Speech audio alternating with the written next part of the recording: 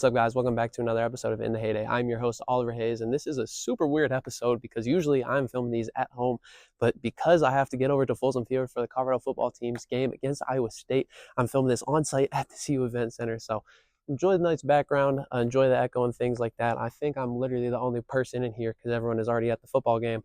It's kicking off in 30 minutes. Like, I'm going to be making it quick.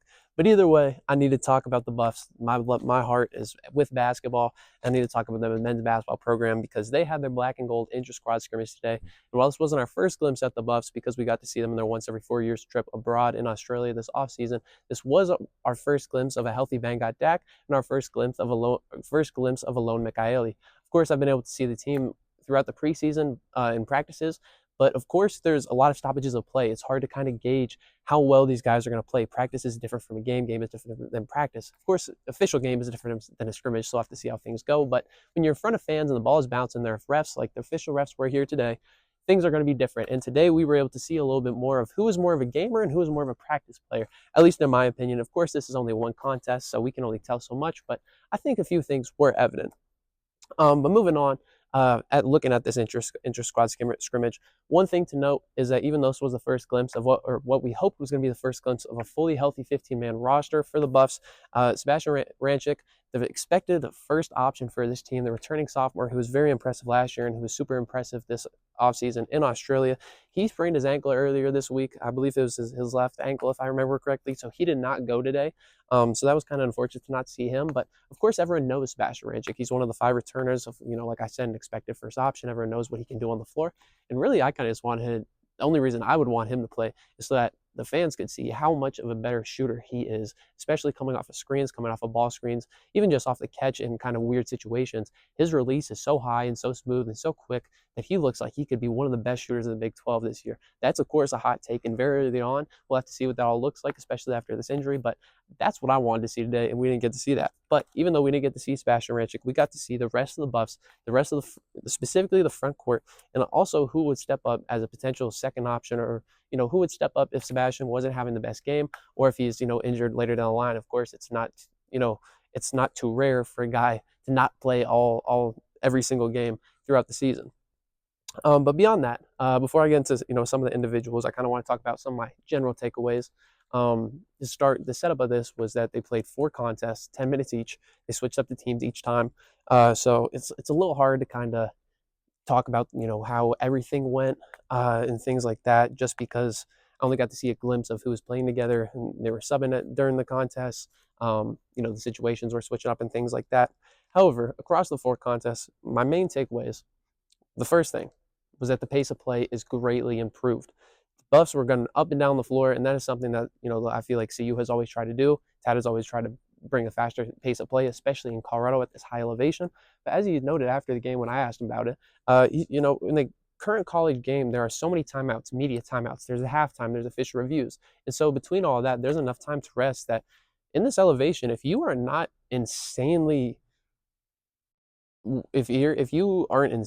acclimated to the climate, you're not really going to have too much of an edge over the other team. And so the Buffs and Tad Boyle are trying to emphasize the point of being so much better conditioned than than other teams, especially in the Big 12, so that they can use this elevation to their advantage. And so not only was the pace of play picked up by pressing more and just trying to push the ball more, but one thing I didn't even notice throughout practice that they've been doing is that once the ball was going through the net, they started the shot clock. Usually the shot clock is started once the ball is inbounded. They're not doing that. Once the ball is going through the net, they're starting the shot clock, and that way it's forcing them to have less time during a possession and getting the ball inbounded and up the floor and getting things going right away.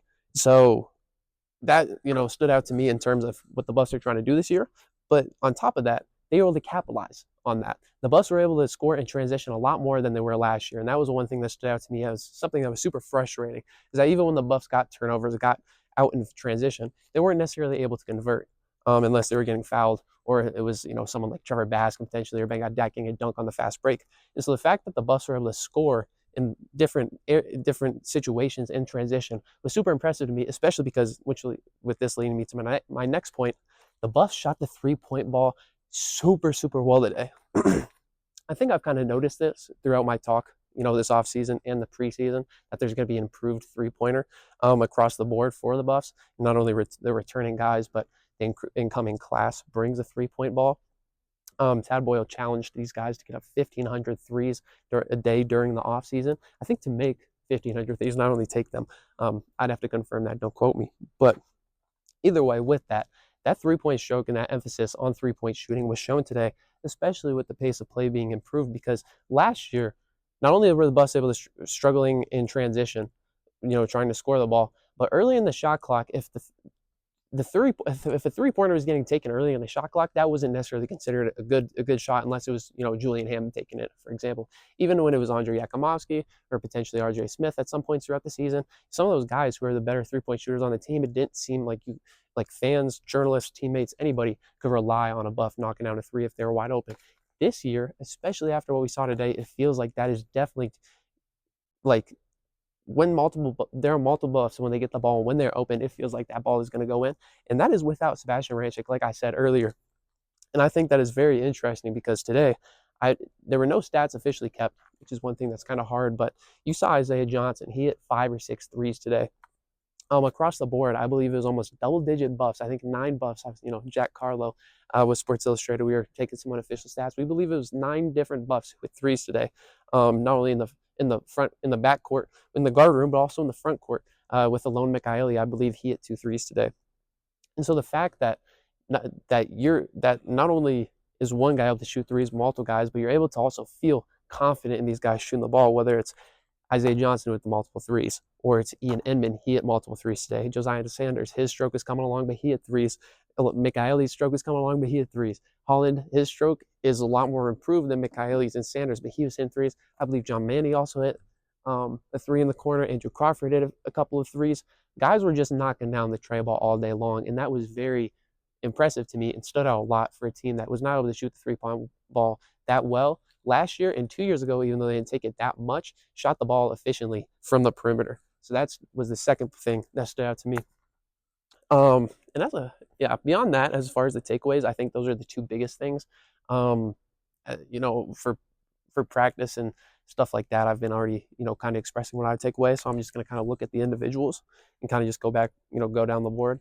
I think for me, Isaiah Johnson was the player who stood out the most. Not only, I know we're all high on him because he had his great showing in Australia. I've kept talking in my articles and my podcast about how great and polished he is. The coaches keep talking about his fearlessness, but I'd have to double check, but he was the only player today who was on all of the winning teams. 2 of the games, he was a lead point guard by himself. In 2 of the games, he was playing alongside Barrington Hargress. In either way, he was impactful, whether it was scoring the ball or getting his teammates open. And I think the thing that stood out to me was not only was that the Buffs were playing fast, but he wasn't. He was playing fast, of course, getting the ball at the floor, finding teammates and stuff like that. But if he didn't have something, he wasn't rushed. He wasn't out of control. He was able to keep his dribble. He never picked up his dribble in any, circumstance where it was unsatisfactory for him. He kept his dribble and was able to kind of dribble around, almost kind of Steve Nash-esque, before finding a teammate or finding a crevice in the defense to go and score. So that stood out to me as far as Isaiah Johnson. Like I said, he hit 5, 6 threes. His three-point shooting stroke is really something. But then I say, let's go to Barrington Hargress. We'll just, keep going down the list of from guards to front court. Barrington Hargress, he didn't necessarily score the ball the way that I would hope. And he hasn't necessarily throughout the preseason. He didn't necessarily in Australia. But he is looking to get his teammates involved, and he has made some of the best passes that I've seen in this few events or in my short time covering the Buffs. And that is because this dude has an insane amount of hang time and an insane amount of pull whenever he drives the ball, because he is talented around the rim. He can score the ball through floaters, pull-ups. He can pivot and things like that to go and score the ball. But with that, the defense comes and helps. And even though he sometimes goes off 1 foot, 2 feet, he hangs in the air so long that he can, look around and get a drop-off pass to Van Dyke or to Elijah Malone or kick out for a 3 or something like that. And he did that multiple times today. And so he was very impressive from the standpoint of setting up teammates. I know he was a little bit under the weather at the beginning of this week, so that probably factored in a little bit to his energy. But, overall, I wanted to see a little bit more scoring from him, but I thought he was pretty solid. Looking at Josiah Sanders, 4-star freshman, he was the 3rd point guard today. As far as having the ball in his hands. When Johnson and Hargress were on the same team together, Josiah Sanders was the one handling the ball for the opposing team. And overall, he impressed me a lot more than I expected, because this preseason, even though I've been high, I was high on Josiah Sanders before he came in, his offensive success was not necessarily there. He wasn't scoring the ball or sent up teammates as much as I would have hoped. But today, without the stoppages of play, just playing within the flow of the game, he was able to get up and down the floor. And while his free throw shooting, along with the rest of the Buffs, could be improved, this dude scored multiple and ones. He had a handful of threes, and he was just looking pretty confident. There was even one point where he had a step back mid range jumper that was pretty impressive, and he just looked like he could bring a scoring spark to the Buffs. Either in the starting lineup or off the bench. And along with that, he's a big guard. He's a big dude. So he'll be able to play defense and things like that. He shifted down to the three, even. Also playing that point guard position. Then after that, Felix Casares, he was the fourth guy who handled the ball whenever Josiah wasn't in the game, and Hargress and Johnson were on the opposite team. Felix seemed to be the guy who was the fourth point guard handling the rock, and Felix is just Felix. He's still that same dude. He's going to be the consistent defensive guy, but his 3-point shooting seemed much improved. He hit at least I think 3 threes today. Maybe it was only 2, but especially in that first game with Hargress, he stepped up, and I'm very excited to see him not only work as the kind of nuanced off-ball player he is, as he's smart and tries to find crevices in defense like that. But on a few plays that he was successful today, he was used as a screener, and I think that could be very helpful. Trying to attack matchups, going at opposing guards and using him as a screener, especially as at that 6'5", 6'6" height that he is. While being athletic and physical with his improved shooting stroke on one of his threes. It was a pick and pop 3. So he stood out to me. But then looking kind of more at Andrew Crawford, Ian Inman, John Manny, guys like that who are more in that similar type of range and same type of age, I thought that they brought a very similar type of presence to the game as far as defense and the 3-point ability. Holland and Inman got a little bit more run than John Manny, at least as far as starting the games, but honestly, a lot of what I saw was what we saw in Australia. We just got to see more of it because there was more time for these guys to play. Of course, when it's 2 teams of 5 of the same program, you're going to see more of the program. So it was nice to see that, the hustle plays that we saw from John Manny down in Australia were converted here. Jalen Holland, who had a solid showing in the starting lineup against the Australian men's national team, had another solid showing today.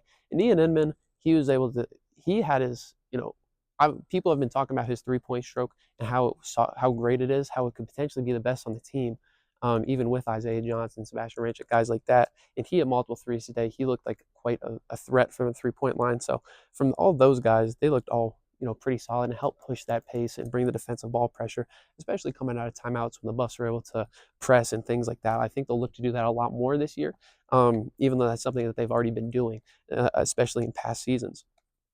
But then looking on from that, then I think we're looking at the front court of Alon Mikaeli, Bangad Dak, Leonardo Van Elswick, and Elijah Malone. Of course, Nick Randall, the walk-on, he was here today, but he only got a minute or 2, so not much to say about him. But looking at Alon Mikaeli, a first glimpse at him with the team. I mean, I've been watching him throughout practice and things like that, but he really showed his versatility today, because he did everything. He was solid defensively, grabbed multiple offensive boards. In the first game, he showed his ability to score the ball, hitting a few threes, but also being able to score at the rim and showing his ability as a screener. So I thought he really stood out to me, just showing his versatility and what he could bring. He seemed to be one of those guys, along with Josiah Sanders. He seemed to be more of a gamer than a practice guy. So it was exciting to see from him. Bangad Dak. He was returning from his knee surgery, a medial meniscus tear this offseason. And while I thought he was solid during practice, today there were some moments where, he still looked like he was still trying to get into the rhythm of things. He was able to score in the post over some smaller defenders. He was able to make somewhat of a presence on the defensive end and on the glass a little bit. But for the most part, it still looked like he was trying to get his stamina with him, his conditioning, down, and still just trying to figure out, when you're the unicorn type of player that he is, who's, 7 foot, but weirdly stuck in between the 4 and the 5. How, when he's still trying to figure that out and didn't have the offseason of conditioning and things like that, it just led to some kind of weird plays for him. So not necessarily the showing that we wanted to see from Bangad, but either way, nice to see him back on the court and all healthy and things like that. From Elijah Malone, I know they call him the captain in Australia. Tag confirmed that he is not the captain, but he is a lot more vocal. He is a lot more of a leader on this team, and Tad is encouraging the returners to be the leaders on the team this year. But it is a lot more evident with how much more vocal Elijah is on the court. And me and Leopoldo Rivera with Scubuffs Sports yesterday talked to assistant coach Evan Batty yesterday, and Batty talked a lot about Just how even though Elijah's a quiet guy, it's maybe not the easiest for him to necessarily reach out to these guys who are, also a lot younger than him. He is setting an example in being a leader and, getting guys together, not only on the court, but off the court as well. And I really liked what he was able to do in that aspect, but also with what I've noted, in his time to Australia and throughout these practices, he's looked a lot slimmer. And with that, with being slimmer, more toned, having more of a leadership role on this team, being one of the returners, he looks to have a lot more confidence, and he looked a lot more productive in the post, but also in things like ball screen coverage and on the glass. I don't think he'll necessarily be a guy who'll be a great ball screen, be great in ball screen coverage. I don't think he'll necessarily be great on the glass. However, those things look greatly improved with his improved body and with his improved confidence. Now, lastly, looking at Leonardo Van Ellswick, he probably had the toughest day of any of the Buffs. I'm not going to lie to you. And that was kind of expected. Looking at what he did in Australia, I think he had the lowest plus minus of any of the Buffs. And that's just because he's still just trying to put the pieces together. He's by far the biggest Buff on the team. He's 7'1", 7'2". He may even be, he's as heavy as Elijah Malone, maybe even heavier. It'd be pretty close. Like, he is just a huge human being. But at the same time, he is pretty coordinated as far as having a soft touch. He can shoot the ball pretty well. When he throws a nice pass, it's like okay, like, a lot of big guys at your height don't necessarily have that type of finesse or something like that to put the English that he does on some of the passes or throw some of the passes that he does. However, at his height and with that ability, it's almost like it's definitely different from Banggot Dak. But when you're kind of the unicorn, not unicorn, but a different type of player than what is usually expected, there's a little bit of a gap where guys have to, make up and try and fit their role a little bit. And I think for him, he's just trying to figure out, how do I use my size while not necessarily being the most mobile, and how do I work offensively as a guy who can shoot the ball and who is coordinated but doesn't have necessarily the vertical threat or the physicality quite yet. And so he was one guy who I thought struggled the most of everybody, which was tough for him. I think he was on all four of the losing teams, if I'm not mistaken. But either way, there were points where he had bad outs on rebounds, made a layup. Of course, I said the touch that he has is somewhat promising, so we'll have to see what that turns into. And then I don't think I talked about Afayo Fawaz quite yet. Not too much more to say about him, than what was said in my article. Weirdly, he was one guy who seemed to go a little bit under the radar to me, as far as his energy and his production. But I mean, he had a big swat. He had at least one big dunk, but I think a few more. And he brought the energy. I think he's still trying to build up his stamina and things like that, even though he is a very toned, lean guy in comparison to some of the guys on the Buffs. But yeah, I don't know. He didn't get as much run as necessarily I would have thought. But either way, Taco is Taco, and I think once he can fully get acclimated, he keeps talking about learning the plays, watching film, things like that. Once he can fully get acclimated to the program and whatnot in the environment, I think he could potentially, be starting material given his body, his frame, and his athleticism, as well as his effort and confidence and willingness to win. But I think that's all 14 guys who played today, and also talked about, Sebastian Ranchik, talked about, Nick Randall. He was one of the 14 who played. Went through all my takeaways and stuff like that. So I don't think there's too much to cover. Of course, the Buffs play their next exhibition open to the crowd at the C Event Center against Elijah Malone's NAIA alma mater, Grace College, where he won the 2023-2024 NAIA National Player of the Year. So that should be a fun game for him and another way to come to see the Buffs a little bit before they take on Montana State in the season opener on November 3rd. So Buffs fans can come and watch them there. But of course, there'll be a whole lot more coverage done. Unfortunately, this game was not televised or broadcast anywhere, so I won't be able to get the replays and things like that to do some of the video that I've done for like the Australia game, for example, or what I'd like to do for games going forward. However, I hope that my coverage so far has been, solid. I hope that it's, it's reminiscent of what you guys have seen so far, and I hope it's accurate of what will be presented going forward this season. I only want to get better and improve myself. And there was only a handful of fans here today, but still a few of you guys came up and told me how grateful and thankful you were for my coverage, and I'd be doing this anyway, even if there were 0 viewers. I love basketball enough, and I know this is what I want to do, but I just appreciate your guys' love and support, especially coming out to see me as a 21-year-old kid, and yelling out my name just to say hi and ask me what I'm thinking. And it means a lot. So I appreciate you guys so much for listening and tuning in, and also supporting the program that I report on. But yeah, today we learned a lot about the Buffs. I got to head over to Folsom, finish up some editing, still do some more coverage of the basketball game. It's not all done, but the life of a journalist is quite busy. So let's get to it. Hope you guys enjoyed this episode of In the Heyday, and I'm your host, Oliver Hayes.